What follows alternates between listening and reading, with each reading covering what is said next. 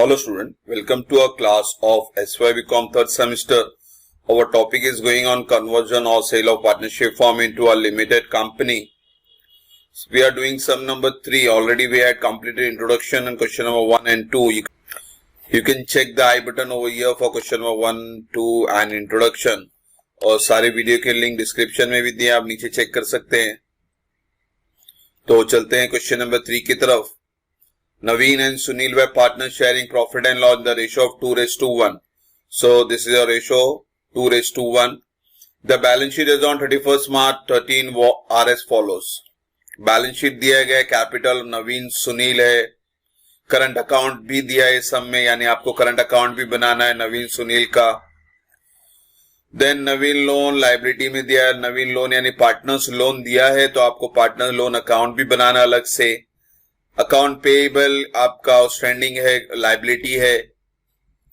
From premises plant stock book debt आपका assets है. Bank account हम यानी कैश अकाउंट बनाते हैं. फिर partner wishing to dissolve the firm accept the offer of Chhaya limited. Chhaya limited आपका न्यू कंपनी का नाम है. To acquire the stock and fix asset at an inclusive price of 1,40,000. So this 1,40,000 is nothing but your purchase consideration. यानी आपको PC amount directly दिया हुआ है बच्चों, तो आपको परचेस कंसिडरेशन कैलकुलेट करने की जरूरत नहीं है. फिर purchase consideration was to be satisfy, यानी आपने पहले ड्यू करना है, फिर कैलकुलेट करके बताना होता है, या ऑलरेडी दिया है, अच्छी बात है, यानी ड्यू है. और फिर ये पीसी रिसीव्ड कैसे हुआ, सेटिस्फाइड यानी रिसीव कैसे हुआ. कैश पेमेंट में आपको 35,000 मिल रहा है. बी में allotment to partner 6,000, 6% preference share of 10 each valued at 8 per share.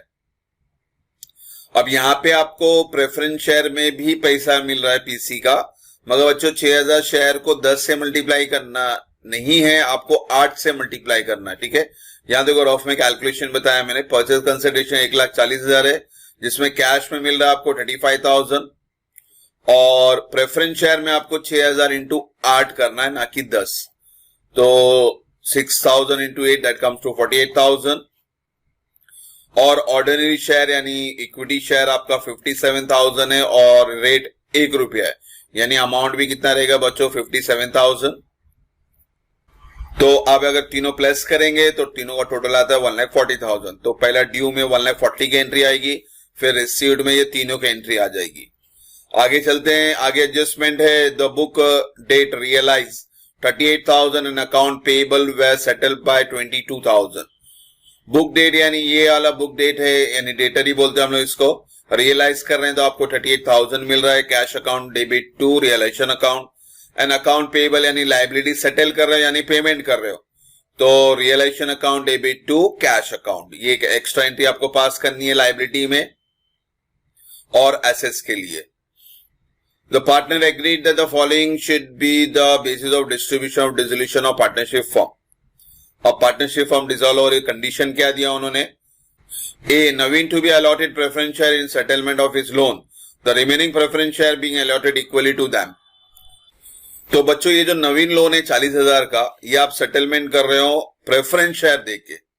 इसको समझना पड़ेगा आपको, क्योंकि प्रेफरेंस शेयर अपना कितना है 48,000 और लोन कितना 40,000.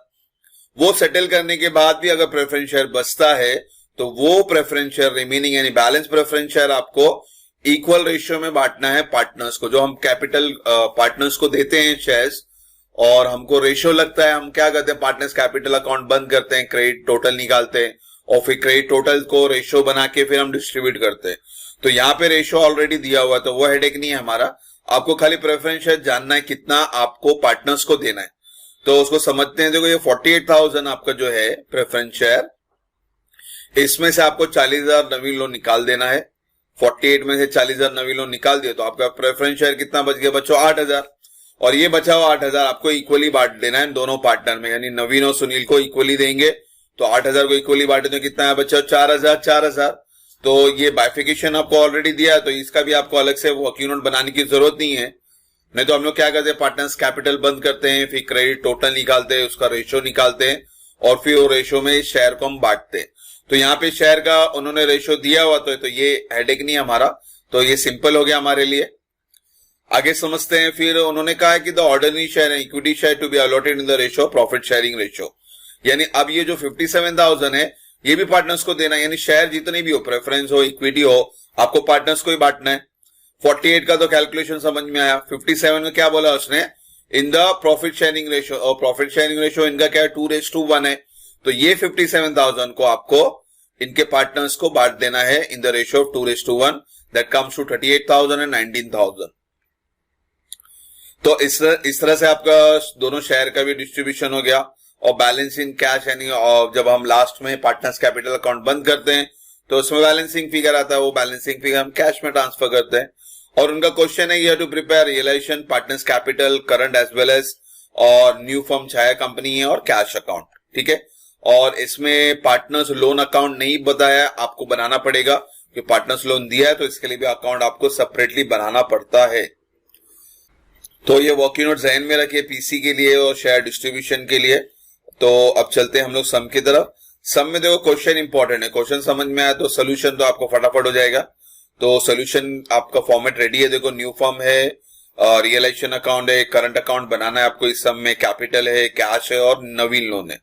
एक चीज और बच्चों, अगर करंट अकाउंट सम में बनाते हैं तो आपका जो भी प्रॉफिट और लॉस होगा वो पहले करंट में जाएगा, फिर करंट का बैलेंसिंग फिगर कैपिटल में जाएगा और कैपिटल का बैलेंसिंग फिगर फिर कैश में जाएगा, ठीक है। तो पहले पोस्टिंग तो ऑब्वियसली बैलेंस शीट से करना चाहिए, मगर हमने पीसी का बाइफिकेशन किया हुआ है तो पहले पीसी फिगर ले लेते हैं। तो ये वर्किंग नोट बताया था मैंने आपको, पीसी फिगर यहाँ पे न्यू फर्म जो है ये अमाउंट दे रहा है, 3 फॉर्म में दे रहा है, कैश में, प्रेफरेंस शेयर में और ऑर्डिनरी शेयर में, क्रेडिट द गिवर। तो ये तीनों इफेक्ट आपको यहाँ पास करने हैं, इक्विटी शेयर 57, प्रेफरेंस शेयर 48 और कैश 35। और एक्चुअली ये पीसी फिगर है तो इसका और एक इफेक्ट यहाँ पे आता है आपका डेबिट साइड में टू रियलाइजेशन पीसी अमाउंट, और ये टैली हो जाता है तो इसका हेडेक नहीं है। और ये 1,40,000 का हम सेकंड इफेक्ट कहां पास करते हैं, रियलाइजेशन अकाउंट में क्रेडिट साइड, ये भी हो गया हमारा। फिर ये पीसी होने के बाद फिर आपने क्या करना है, अपना देखो शेयर अकाउंट हमने नहीं बनाया, प्रेफरेंस शेयर नहीं बनाया, कैश अकाउंट हमने बनाया, तो ये जो 35,000 है इसका सेकंड इफेक्ट आएगा बच्चों कैश अकाउंट में डेबिट साइड। इसके बाद फिर नवीन लोन को आपने देखो 40,000 का पेमेंट किया था, तो पेमेंट आप कर सकते हैं डायरेक्टली यहाँ पे डेबिट द रिसीवर यानी डेबिट कॉलम में, और क्या दिया उसको हमने प्रेफरेंस शेयर दिया। फिर उसके बाद बच्चों ये शेयर का बाइफिकेशन है हमारे पास 8,000 का और 57,000 का, और इस शेयर हम किसको देते हैं, पार्टनर्स कैपिटल को। तो यहाँ पे हम लिख लेते हैं इक्विटी शेयर देखो 38, 19 है वो लिख लिया, प्रेफरेंस शेयर 4,000, 4,000 वो लिख लिया। तो पीसी का जो वर्किंग नोट है वो पोस्टिंग हमने पूरा कर दी। अब हम चलेंगे हमारे नॉर्मल क्वेश्चन की तरफ यानी बैलेंस शीट की तरफ। तो बैलेंस शीट यहाँ ले लेते हैं। तो बैलेंस शीट में सबसे पहले हम लोग क्या करते हैं, एसेट ट्रांसफर करेंगे प्रीमाइसेस से लेके बुक डेट तक, और पूरा बुक वैल्यू पास करेंगे। तो प्रीमाइसेस 62, फिर 18, 32, 41 और total comes to 1,53,000। Bank account हमने यानी कैश अकाउंट बनाया हुआ है तो ये बैलेंस ब्रॉट डाउन हो जाएगा यहाँ पे 45,000। फिर आते हैं लाइबिलिटी साइड में बच्चों, कैपिटल है, कैपिटल अकाउंट में बाय बैलेंस ब्रॉट डाउन। फिर करंट अकाउंट है तो करंट अकाउंट भी करंट अकाउंट में चले जाएगा बाय बैलेंस ब्रॉट डाउन। देखो लाइबिलिटी यानी क्रेडिट होता है, तो ये जितने भी कैपिटल बैलेंस है या करंट बैलेंस है आपको क्रेडिट साइड लिखना है। देन नवीन लोन हमने बनाया हुआ है, नवीन लोन अकाउंट में credit side by balance brought down 40,000, और ये टैली हो गया तो इसको कोई हेडेक नहीं है हमारा। मगर शो करना है आपको, कभी पार्टनर्स लोन दिया तो बनाया वो टैली होता है। अगर टैली नहीं हुआ बच्चों सपोज, तो इसका बैलेंसिंग फिगर रियलाइजेशन में जाएगा, उसको याद रखना। यहाँ पे टैली हो रहा है, इश्यू नहीं है। फिर क्वेश्चन में अकाउंट पेएबल यानी लाइबिलिटी है, लाइबिलिटी में हेडिंग में लिखते हैं 24,000, एक ही इसलिए बाहर लिख दिया हमने। तो अब ये क्वेश्चन हटा देते हैं, और इसके अंदर एक एडजस्टमेंट था बुक डेट के बारे में और अकाउंट पेएबल के बारे में, वो भी कर लेते हैं। फिर आप क्लोजिंग की तरफ जाएंगे। बुक डेट रियलाइज यानी एसेट्स बेच रहे हैं, पैसा आ रहा है, debit what comes in cash account में डेबिट साइड 38,000 और रियलाइजेशन अकाउंट में credit side 38,000। Account payable liability पैसा जा रहा है, realisation account debit to cash account 22,000, ये भी होगा, इसको हटा देते हैं। यानी हमारी सारी एंट्री मुकम्मल हुई। अब हम क्लोज की तरफ करेंगे। न्यू फर्म तो हो गया और टैली लोन हो गया टैली, तो रियलाइजेशन से शुरू करेंगे। तो रियलाइजेशन का आपका क्रेडिट साइड का टोटल बड़ा है 2,02,000 और उसको हम लोग डेबिट के टोटल यानी 1,75,000 से माइनस करें तो आपका प्रॉफिट फिगर आता है 27,000 और ये 27,000 आपको 2:1 में बांटना है, जो कि क्वेश्चन में स्टार्टिंग में दिया था। तो बांट दिए तो 18,000 9,000 आया। और ये जो प्रॉफिट है बच्चों करंट अकाउंट में जाएगा, इसको याद रखना। करंट अकाउंट दिया है इसीलिए, अगर करंट अकाउंट नहीं होता तो हम यहाँ पे कैपिटल लिखते और शिफ्ट करते कैपिटल में। तो फिलहाल करंट है तो करंट में चले जाएगा, यहाँ डेबिट है तो करंट अकाउंट में, credit side by realisation account profit, और फिर पार्टनर्स करंट अकाउंट भी बंद कर देते हैं। ऑब्वियसली क्रेडिट साइड ही बड़ा है दोनों का, और बैलेंस डेबिट में कुछ है ही नहीं, तो यही दोनों बैलेंसिंग फिगर ऊपर आ जाएगा आपका, और ये बैलेंसिंग फिगर शिफ्ट होगा कैपिटल अकाउंट में क्रेडिट साइड। तो यहां लिख दे बाय करंट अकाउंट ट्रांसफर कर रहे हैं हम लोग 4427। तो स्टेप याद रखे बच्चों। बेसिकली देखो आपका न्यू फॉर्म हमेशा टैली होता है, तो टैली हो चुका है। लोन अकाउंट कभी आता है कभी नहीं आता, वो टैली होता है, वो भी इशू नहीं है। नहीं हुआ तो बैलेंसिंग फिगर रियलाइजेशन में। तो आपको स्टेप याद रखना है, पहले रियलाइजेशन बंद करना है, उसका बैलेंस ट्रांसफर करना है कैपिटल में बेसिकली, मगर ये सब में करंट दिया तो इसलिए इसका प्रॉफिट जो है करंट अकाउंट में जाएगा।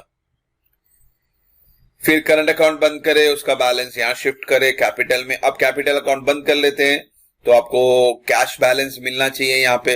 तो नवीन सुनील का दोनों का क्रेडिट साइड ही बड़ा है, तो क्रेडिट साइड से ये दोनों का डेबिट माइनस करे तो आपका बैलेंसिंग फिगर जो कैश है वो आता है 52 और 44, और ये 52 44 कैश अकाउंट में opposite side by Naveen capital by Sunil capital 52 and 44। और लास्ट में आपका कैश अकाउंट क्या होना चाहिए बच्चों, टैली। तो आपका टैली फिगर है 1,18,000। तो इस तरह से सब मुकम्मल हुआ। तो बच्चों सब में हमेशा याद रखें क्वेश्चन इंपॉर्टेंट है। क्वेश्चन अगर इजीली समझ में आए तो सम तो फटाफट हो जाएगा आपका। होप सो यहाँ तो कोई डाउट ना हो। इंशाल्लाह क्वेश्चन नंबर 4 जल्दी बनाएंगे। Thank you for watching the video. God bless you.